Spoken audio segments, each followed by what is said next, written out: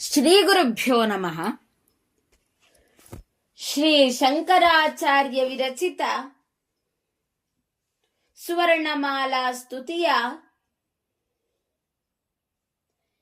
15ನೇ ಶ್ಲೋಕ ಹಾಗೂ ಅದರ ತಾತ್ಪರ್ಯವನ್ನ ತಿಳಿದುಕೊಳ್ಳೋಣ. ಅದಕ್ಕಿಂತ ಮೊದಲು ಸಂಸ್ಕೃತ ವರ್ಣಮಾಲೆಯಲ್ಲಿರುವ 15ನೇ ಅಕ್ಷರ ಯಾವುದು ಎಂಬುದನ್ನು ತಿಳಿದುಕೊಳ್ಳಬೇಕು. ಯಾವುದು ಆ 15ನೇ ಅಕ್ಷರ ಎಂದರೆ ಅದು ಅಹ.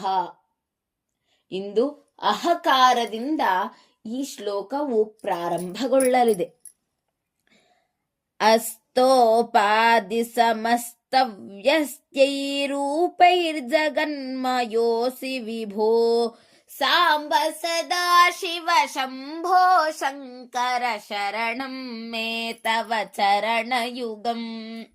ಇನ್ನೊಮ್ಮೆ ನೋಡೋಣ ಸ್ನೇಹಿತರೆ. ಅಸ್ತೋಪಾದಿ ಸಮಸ್ತವ್ಯಸ್ಯೈ ರೂಪೈರ್ಜಗನ್ಮಯೋಸಿ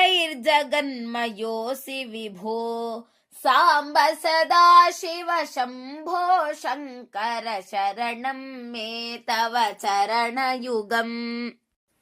ಅಹ ತೋ ಉಪಾಧಿ ಸಮಸ್ತ ವ್ಯಸ್ತ್ಯೈ ರೂಪೈಃ ಜಗನ್ಮಯ ಅಸಿ ವಿಭೋ ಸಾಂಬ ಸದಾಶಿವ ಶಂಭೋ ಶಂಕರ ಶರಣಂ ಮೇ ತವ ಚರಣಯುಗಂ ಇತಿ ಪದಚ್ಛೇದಃ. ಇನ್ನು ಅನ್ವಯಾರ್ಥವನ್ನ ನೋಡಲೇಬೇಕು. ಅನ್ವಯಾರ್ಥ ಹೀಗಿದೆ, ನೋಡೋಣ ಬನ್ನಿ. ವಿಭೋ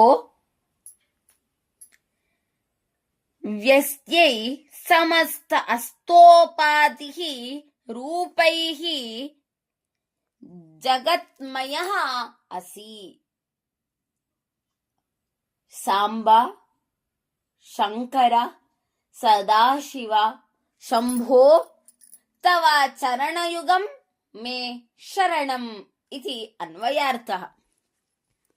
ಅರ್ಥವನ್ನ ನೋಡೋಣ.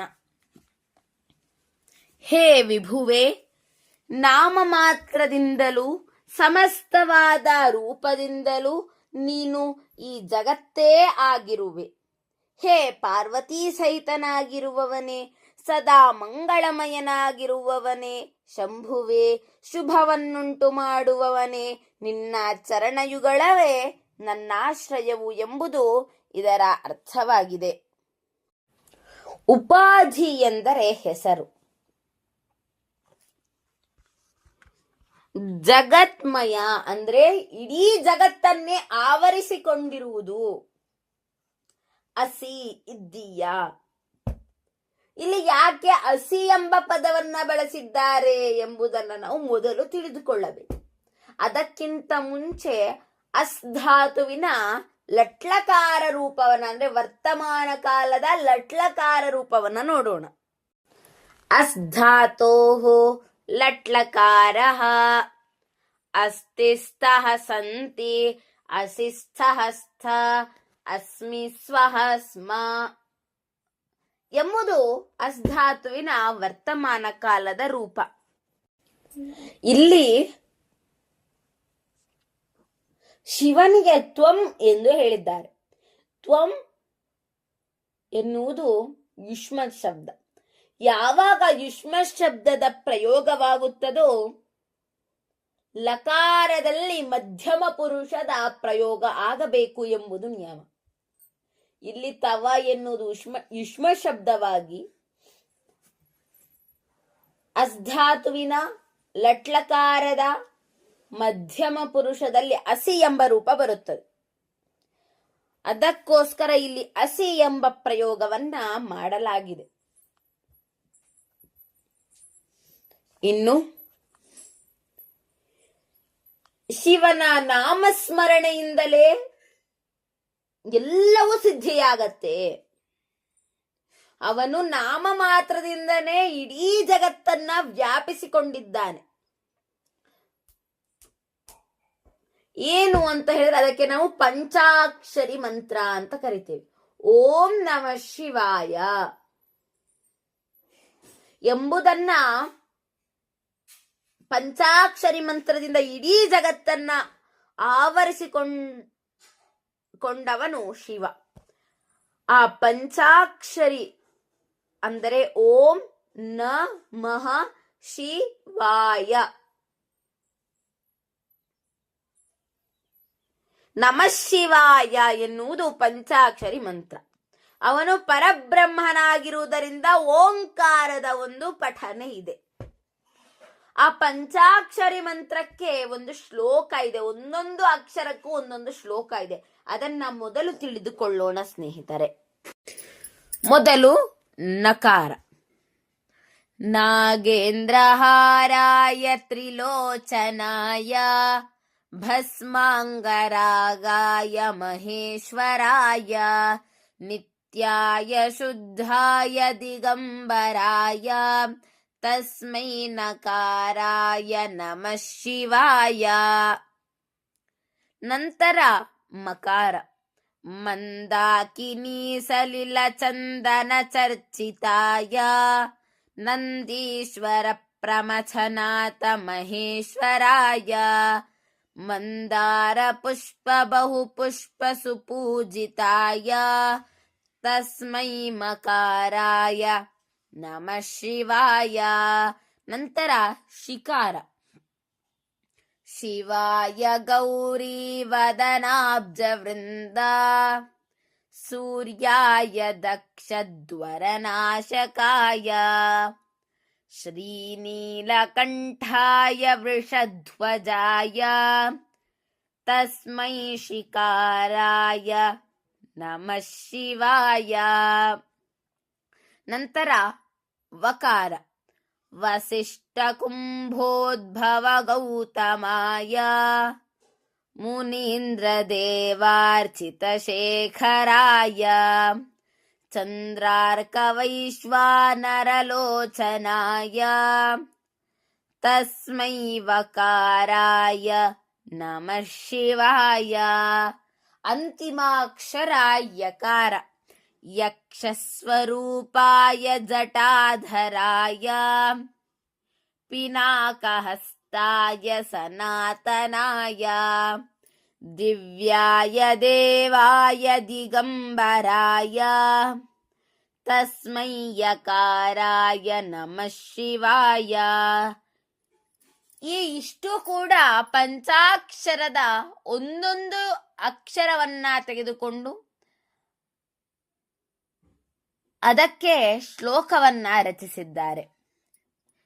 ಅದರ ಅರ್ಥವು ಕೂಡ ಅದ್ಭುತವಾಗಿದೆ. ಅದರ ಅರ್ಥವನ್ನ ನೋಡೋಣ.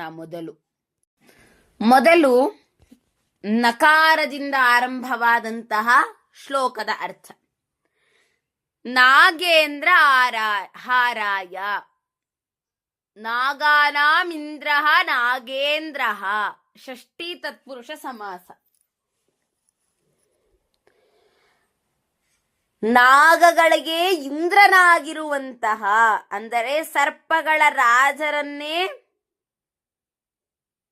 ಹಾರಾಯ, ಹಾರವನ್ನಾಗಿ ಮಾಡಿಕೊಂಡಿರುವಂತಹ ತ್ರಿಲೋಚನಾಯ.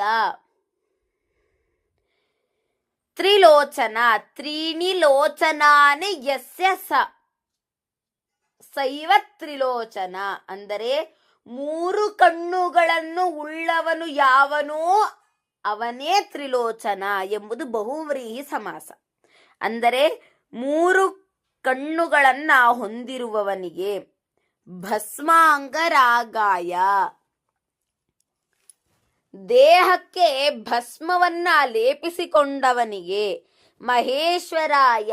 ಮಹಾಂಚಾಸೌ ಈಶ್ವರಶ್ಚ. ಕರ್ಮಧಾರಯ ಸಮಾಸ.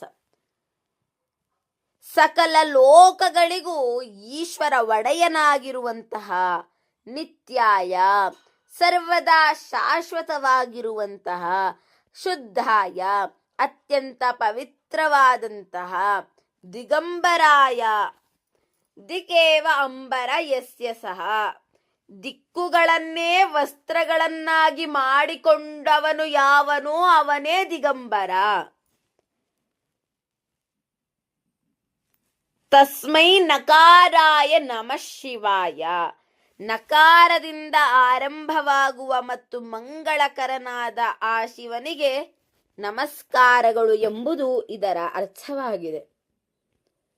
ಇನ್ನು ಮಕಾರದಿಂದ ನೋಡೋಣ.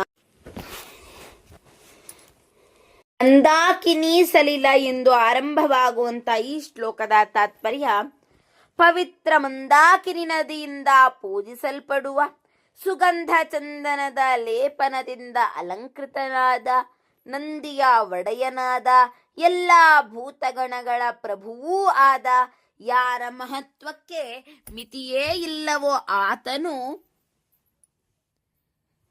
ಹಾಗೆ ಎಲ್ಲರನ್ನ ಪ್ರೀತಿಸುವವನು ಅವನೇ ಶಿವನು.